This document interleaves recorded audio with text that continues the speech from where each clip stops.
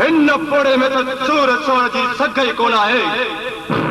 ही तो हिक ई मुख सां सिर्फ हिक रात लाइ असां जी हवेली ते पहुचाए तूं चूं सब खताऊं ना कावड़ न कयो त मां तव्हां जे लाइ हिक सुखड़ी खणी आयो आहियां।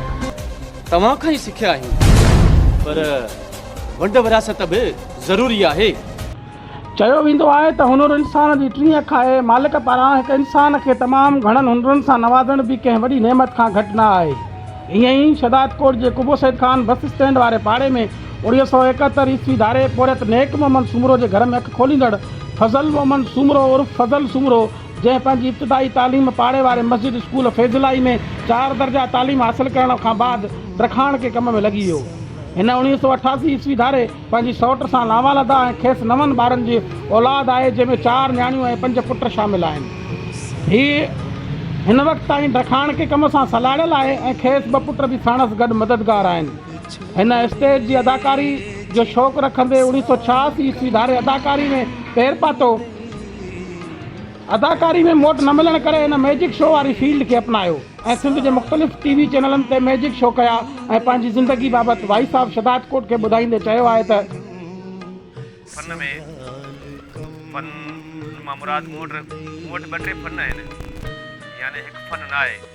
हिकु तरखाण जो कमु, ॿियो मैजिक जी दुनिया, टियों अदाकारी, चौथों रंग जो कमु, 5 बिजली जो कमु। अहिड़े हिसाब सां मूं वटि अल्लाह जा खज़ाना आहिनि। जी दुनिया त घणे वक़्त खां वठी इहा हलंदी अचे पई ऐं हलंदी रहे थी। ऐं बाक़ी जॾहिं मूं हिन में कदम रखियो, उहो कदम मूं सन 1986 में रखियो। 1986 में छा कयो, मूंखे हिकिड़े दोस्त चयो यार अच त मां तोखे रामन ॾे वठी हलां। उन दोस्त जो नालो अॼु बि मूंखे ज़हन ते ऐं मुंहिंजे दिलि में आहे, छो त उन मूंखे सुठे अंदाज़ में हिन फील्ड ॾांहुं वठी वियो।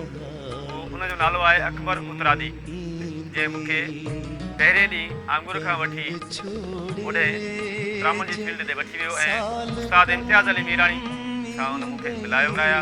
पहिरियां त असां वैराइटी शो कंदा हुआसीं मज़ाइया, ऐं उनखां पोइ स्टेज शो यानी कि वॾे पैमाने ते करणु लॻासीं। उनमें स्टोरियूं ऐं उनखां स्टोरियुनि खां पोइ वरी फिल्मुनि जी दुनिया ते आयासीं। हाणे असां फिल्मुनि जी दुनिया में बि कमु कयूं था पिया। KTN ते मूं हिकु ड्रामो हुयो बाज़बान, जेको असांजे शदात कोट जे डायरेक्टर ॾाढो बिरोईअ डायरेक्ट कयो ऐं उन में मूं जोगीअ जो करेक्टर कयो KTN ते।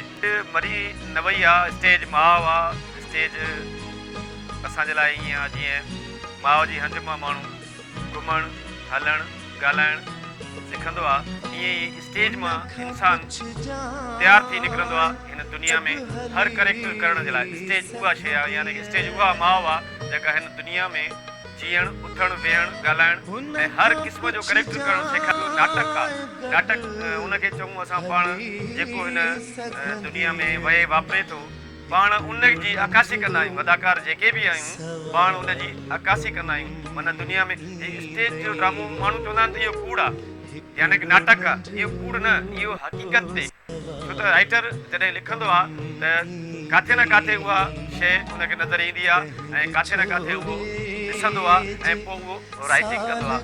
वरी अदाकार उहा शइ आहे, अदाकार उहा शइ आहे जेको उन लफ़्ज़नि खे हक़ीक़त जो रूप ॾींदो आहे। हक़ीक़त जो रूप ॾियण सां इहो महसूसु थींदो आहे त हिन में अदाकारी जा जोहर आहिनि। छो त स्टेज ॾिसो न, तव्हांखे उते ग़लती जी गुंजाइश न हूंदी आहे। उते तव्हांखे हर एक्सप्रेशन ऐं हर डायलॉग्स यादि रखिणो हूंदो आहे। ऐं वॾी ॻाल्हि इहा त पहिरियां जॾहिं स्टेज जो दौरु हूंदो हुयो, असांखे पूरो स्क्रिप्ट यानी कि पूरो स्क्रिप्ट लिखी हुई ऐं उस्ताद ॾींदा हुआ, जेको असां पूरो महीनो 1.5-2 महीना घर में उनखे यादि कंदा हुआसीं। वरी उनखां पोइ टेबल टॉक थींदी हुई हुते, उनखां पोइ टेबल टॉक खां पोइ वरी रिहर्सल थींदी हुई, जेका 4 अदाकार पाण गॾिजी करे। उन टेलीविज़न जो कमु ऐं फिल्म जो कमु जेको आहे उहो ईअं आहे, तव्हां भले कुझु बि यादि न करे अचो, तव्हांखे ओॾी महिल 2 लफ़्ज़ ॿुधाईंदा ऐं तव्हां उहे ॻाल्हाईंदव, जंहिंमें असांजे नज़रिए मुताबिक़ स्टेज जो अदाकार जेको पुराणो कमु जंहिं सिखियो आहे स्टेज खां, त उहो स्टेज ते जेको हुन सिखियो स्टेज खां उहो ई स्क्रीन ते ॻाल्हाईंदो ऐं उहो ख़ूबसूरत लॻे थो। अॼु जो अदाकार जेकॾहिं ॿ लफ़्ज़ जेके ॻाल्हाए थो उन जे डायलॉग्स में एक्सप्रेशन अदायगी अदाकारी उहा शइ न हूंदी आहे। कहीं विछोड़े जे साल कम ईंदे, कहीं विछोड़े जे साल कम ईंदे, यादगिरियूं संभाल इनखे चइबो आहे अदाकारी, यानी कि हिकिड़ी वक़्तु इंसान खिले बि ऐं रोए बि। इहा आहे उहा शइ जेका तव्हां पुछणु चाहियो था त इंसान इहो कीअं कंदो आहे। हाणे इहा शइ असांखे स्टेज जे दौरान सेखारी वई ऐं उहा हाणे असां तव्हांजे साम्हूं पेश कयूं था।